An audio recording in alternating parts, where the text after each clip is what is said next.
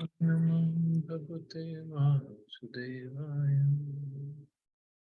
Narayan Namaskritya Naram Chara Narottamam Devim Saraswatim Vyasam Tato Jayamudite Nashtaprayeshu Bhadreshu Nityam Bhagavata Sevayam Bhagavati Uttam Shloke Bhaktir Bhakti Naishtike. So continuing with the discussion on Sri Chaitanya Charitamrita, Adi Lila, Chapter 10, the trunk, branches and sub-branches of the Chaitanya tree.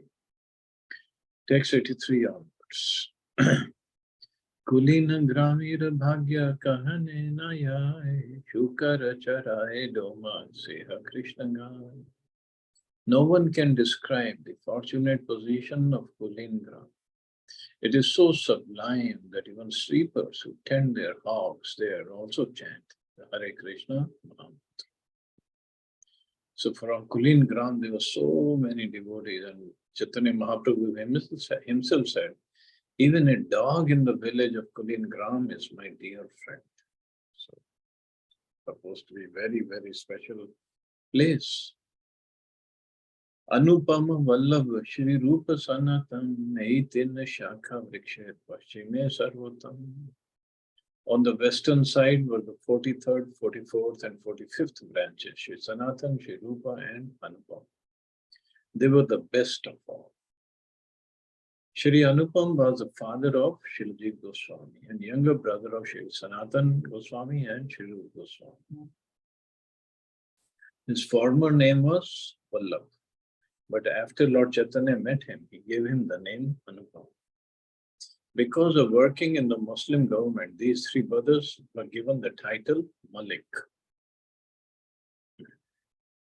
Our personal family is connected with the Maliks of Mahatma Gandhi Road in Calcutta. That's what Prabhupada is saying. And we often used to visit the Radha Govinda temple. They belong to the same family as we do. Our family Gotra or original genealogical line is the Gautam Gotra or the line of disciples of Gautam Muni. And our surname is De. But due to their accepting the post of Zamindars in Muslim government, they means Rupa Sanatan Goswami, they received the title Malik. Similarly, Rupa Sanatan and Vallabh were also given the title Malik. Malik means the Lord, like Malik. It comes from Malik. Just as the English governments give rich and respectable persons the title Lord, so the Muslims give the title Malik to rich, respectable families that have intimate connections with the government. Thus, the title Malik is found not only among the Muslims, but also among the Hindu aristocracy. This title is not restricted to a particular family, but is given to different families and castes. The qualification for receiving it are wealth and respectability. But that's a history of Malik. But about Sanatan Goswami and Rupa Goswami. Sanatan Goswami and Rupa Goswami belong to Bharadwaj Gotra, which indicates that they belonged either to the family or disciplic succession of Bharadwaj Muni. As members of the Krishna consciousness family, we belong to the family or disciplic succession of Saraswati Goswami. And thus we are known as Saraswatas. So Saraswati Goswami means Bhakti Siddhanta Saraswati. Obeisances are therefore offered to the spiritual master as Saraswati Dev or member of Saraswat family. Namaste Saraswati Dev, whose mission is to broadcast the cult of Shri Chaitanya Mahaprabhu, Gauravani Prachari, and to fight with impersonalists and voidists, Nirvishesha Shunyavadi Pashatadeshatari. This was also the occupational duty of Sanatan Goswami, Rupa Goswami, and Anupam Goswami. So Prabhupada here, he says we belong to Saraswati Goswami or Saraswatas. But now if you go further up, well, we belong to 6 Goswamis. We come in that lineage. But anyway, Prabhupada is giving all glories to his Guru.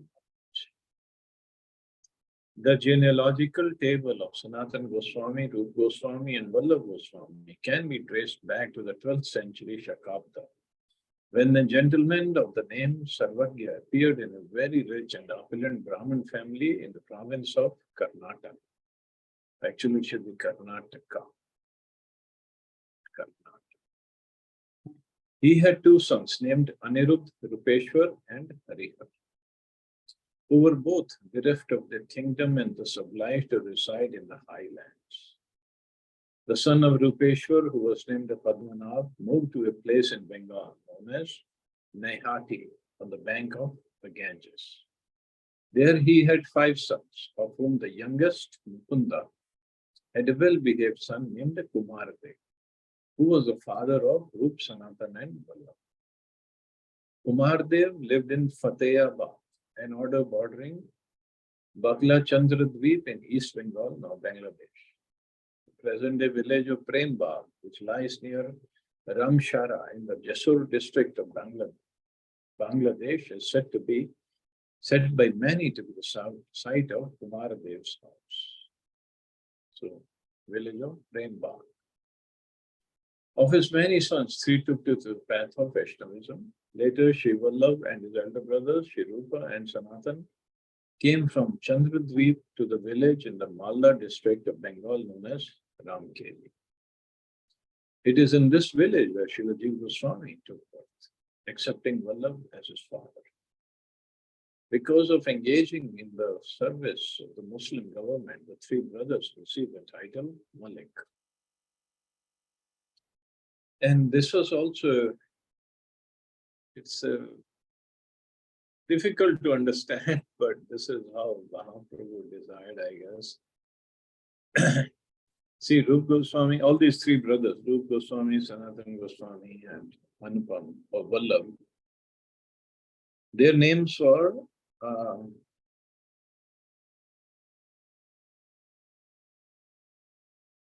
before they joined the Muslim government, their names were somehow at the tip of my tongue, but somehow it's not coming. Okay, then if I remember, I'll let you know. But they were very, very intelligent people, all these three brothers, and they were very qualified. They knew many languages: Sanskrit, Bengali, Arabic, and other some languages. So this area of Bengal was under Nawab Hussain Shah at that time, a Muslim ruler. And he was always on the war front, fighting with other kings and killing them and winning their kingdoms. So he needed good ministers who could run his government. So he approached these three boys or men. And he told them to come join him as ministers. And they said, no, we're not going to work under you. Because Nawab Hussain Shah was not known to be very kind ruler. He was very vicious.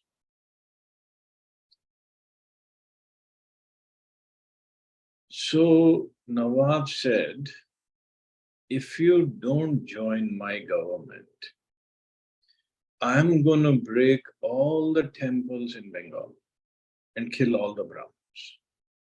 But if you join, I'll spare them.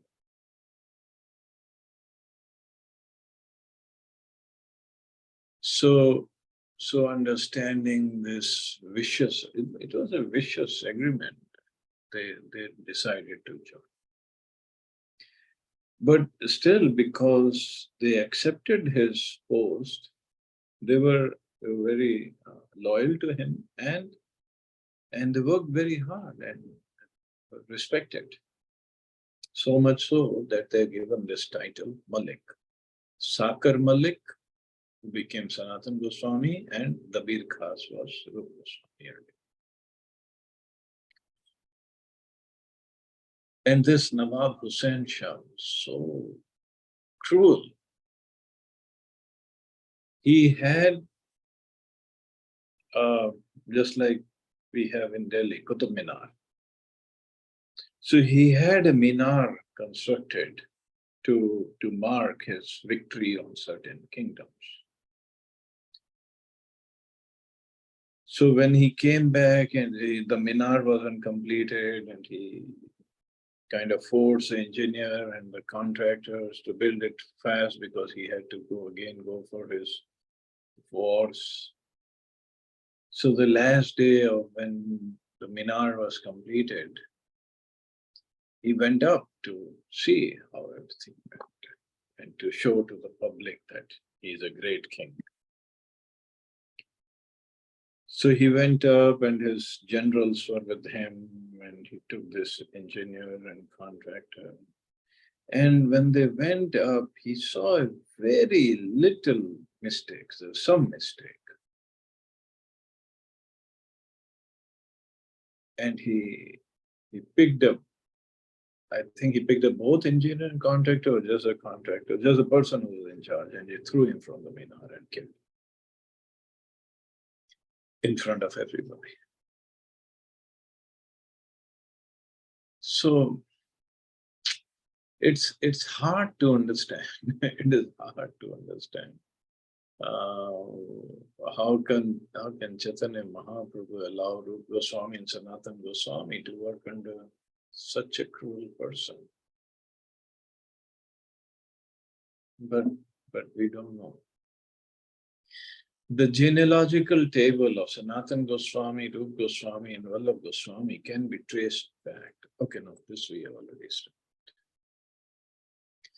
When Lord Chaitanya Mahaprabhu visited the village of Ramkheli, he met Vallabh there. Later, Shri Rupa Goswami, after meeting Shri Chaitanya Mahaprabhu, resigned from government service. And when he went to Vrindavan to meet Lord Chaitanya, Vallabh accompanied him. The meeting of Rupa Goswami and Vallabh with Chaitanya Mahaprabhu at Allahabad of Prayagraj is described in the Adi Lila, chapter 19. Actually, it is to be understood from the statement of Sanatana Goswami that Shri Rupa Goswami and Vallabh went to Vrindavan under the instructions of Shri Chaitanya Mahaprabhu. First, they went to Mathura, where they met a gentleman named Subuddhi Rai, who maintained himself by selling dry fuel wood. So again, story of Subuddhi Rai. Actually, Subuddhi Rai was the governor of Bengal. He was a very high position. And he had this servant, a Muslim boy. So once this servant made some mistake, although Subuddhi Rai treated him as his son, but he made a mistake, and Subuddhi Rai didn't hit him very hard, but hit him with his whip. And there was some mark was formed on his back. So later this boy, this is normal thing, I guess. Later this boy, when he grew up, a little older, he was strong, and he kind of took over the position of Subuddhi Rai by force. So he became the governor. And later he became Nawab Hussain Shah. He was Nawab Hussain Shah. And when Nawab Hussain Shah, he got married and he had many wives. One wife was very dear to him. And at night, she saw this mark on the back of Nawab Hussain Shah. And she asked me, what is it? What happened? And Nawab Hussain Shah tried to say, nothing. No. She asked, what is it? What happened? You tell me. So Nawab Hussain Shah then told him that Subuddhi Rai hit him when he was little, and that's why. And this queen of Nawab Hussain Shah said, she started insisting that you have to kill Subuddhi Rai. How dare he hit you so hard? And Subuddhi Rai said, no, he is like my father. He treated me like a son. And she was like, he said, no, if he treated you like a son, how dare he hit you and hit you so hard? Okay, if you cannot kill him, then let him become outcast from his Hindu society. So at that time, Hindu society was so strict that even if a Muslim takes water from his lota and sprinkles on any Hindu, he would be outcast from the society. Just sprinkling water. And that is how actually so many Hindus became Muslims. They were just outcast from Hindu society, so they had nowhere else to go. And also, obviously, there were taxes on Hindus. So to be saved from those taxes, they became Muslims. And forcible conversions are also there, and taking away Hindu women, that has always been going on. So this Subhuti Rai, when he was outcast, or when he was sprinkled water by Nawab Hussain Shah, and this was like in view of everybody, it wasn't a private affair. So he went to the society of Brahmins. That what to do now. They said there is only one way you can come back into Hindu society, Sanatana society. You drink a full lota of hot boiling ghee. So basically the idea was one would drink that kind of boiling ghee, he would just die. Maybe the next birth would be in Hindu society. So Subhuti Rai said, no, this is not right. So either he met Mahaprabhu or some other way, he got this message that he should just go to Vrindavan and live a simple life. Although he was the governor, he had so much money, but he lost everything. And live a simple life and serve all the Bengalis who come to Mathura Vrindavan.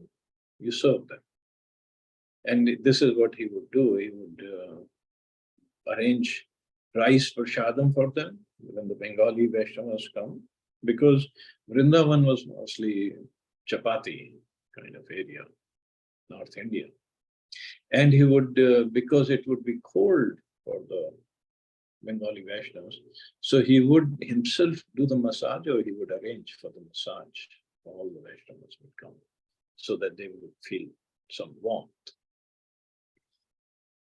So this was, it was tough for Subhuti Rai, but in the end he ended up in Mathura Vrindavan. So that was good. So first they went to Swarup Goswami and Vallabh. They went to Mathura, where they met a gentleman named Subhuti Rai, who maintained himself by selling dry fuel wood. He was very pleased to meet Sri Rupa Goswami and Anupam, and he showed them the 12 forests of Vrindavan. Thus they lived in Vrindavan for 1 month and then again went to search for Sanatana Goswami.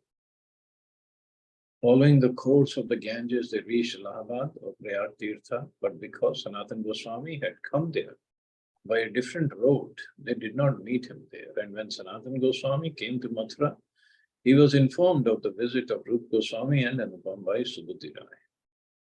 When Rupa Goswami and Anupam met Chaitanya Mahaprabhu at Banaras, they heard about Sanatana Goswami's travels from him.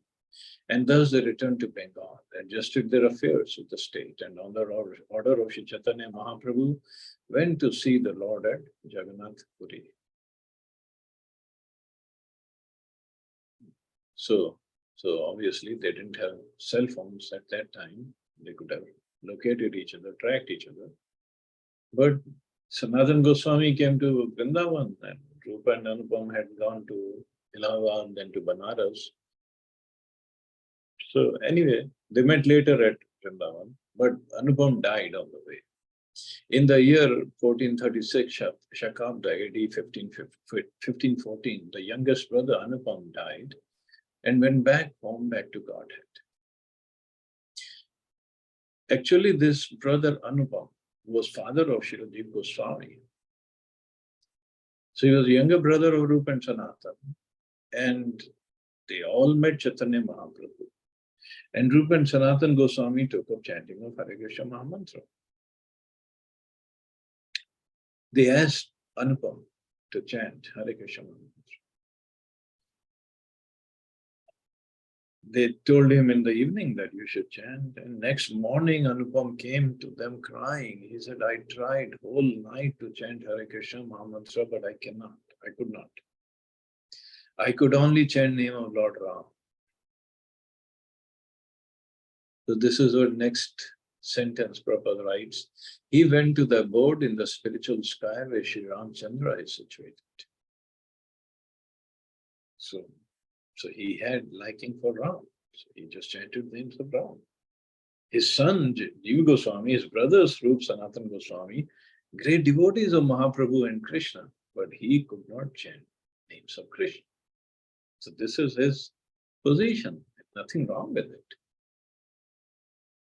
At Jagannath Puri, Shri Rupa Goswami informed Shri Chaitanya Mahaprabhu of this incident. Vallabh was a great devotee of Lord Ramchandra. Therefore, he could not seriously consider the worship of Radha Govinda, according to the instructions of Shri Chaitanya Mahaprabhu. Yet he directly accepted Shri Chaitanya Mahaprabhu as an incarnation of the Supreme Personality of Godhead, Ramchandra. In the Bhakti Ratnaka, there is a following statement. Vallabh was given the name Anupam by Shri Lord Sundar, but he was always absorbed in the devotional service of Lord Ramchandra. He did not know anyone but Sri Ramchandra, but he knew that Chaitanya Goswami was the same Lord Ramchandra. So, as I said, there's nothing wrong. What is wrong? Nowadays, we make all these distinctions because we don't have that proper understanding. In the Gaur Gaunandesh Deepika, Shri Rupa Goswami is described to be Gopi named Shri Rupa Manjari. In the Bhakti Ratnaka, there is a list of the books Shri Rupa Goswami compiled. Of all his books, the following 16 are very popular among Vaishnavas. So the list is given here. You can read. I just want to complete this purport. Yeah, I can. And similarly, Sanatan Goswami is described in Gaur Gaunandesh Deepika as Rati Manjari or sometimes as Laman Manjari. In Bhakti Ratnaka, it is stated that his spiritual master, Vidya Vachaspati, sometimes stayed in the village of Ramkeli. And Sanatan Goswami studied all the Vedic literatures from him. He was so devoted to his spiritual master that this cannot be described. According to the Vedic system, if someone sees a Muslim, he must perform rituals to atone for the meeting. Sanatan Goswami always associated with Muslim kings, not giving much attention to the Vedic injunctions. He used to visit the houses of Muslim kings, and thus he considered himself to have been converted into a Muslim. He was therefore always very humble and meek, and so humble that when he went to Jagannath Puri, so just like Haridas Thakur, although Haridas Thakur was born in a Muslim family, but he was Namacharya, but he never entered Jagannath temple. Because outside Jagannath temple, there is a statement, only Hindus are allowed. So even Sanatan Goswami and Rupa Goswami, although born in a Pakka Brahmin family, Gautam Gotra, but they said because we served under Muslim king and we were given the titles of Malik, we almost got converted into Muslims, so we are not qualified to enter Lord Jagannath's temple. This was the mood. So this humility is what attracted Chaitanya Mahaprabhu. It's not like we go inside the temple and think we are great. No, our greatness is in our humility and service.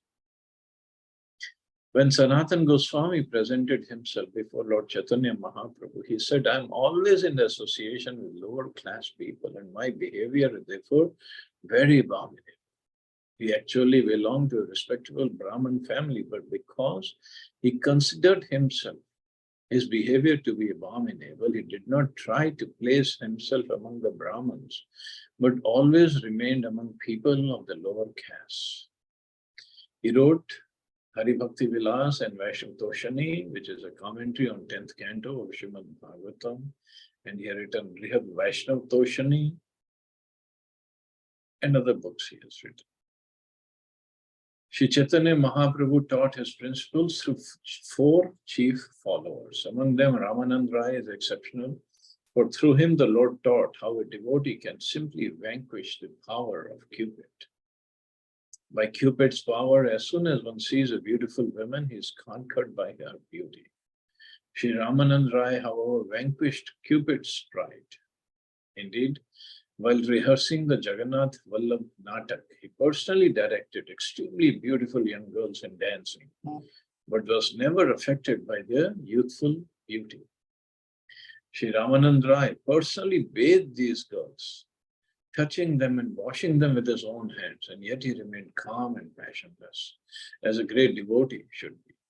Of course, we cannot imitate Ramanand Rai. Lord Chaitanya Mahaprabhu certified that this was possible only for Ramanand Rai. Similarly, Damodar Pandit was notable for his objectivity as a critic. He did not even spare Chaitanya Mahaprabhu from his criticism. This also cannot be imitated by anyone else, because his criticism was for, can be called constructive criticism, not destructive, not out of envy.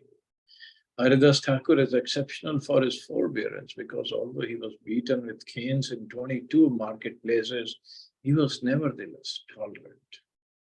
Similarly, Sri Sanatana Goswami, although he belonged to a most respectable Brahmin family, was exceptional for his humility and meekness.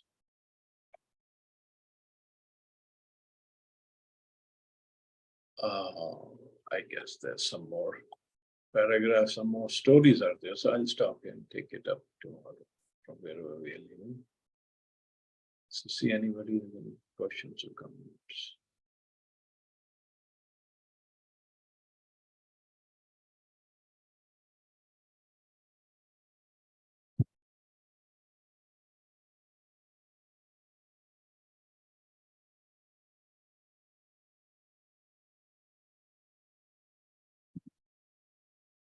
Okay, you all have a safe and wonderful day. Hare Krishna. Jai Shri Ram.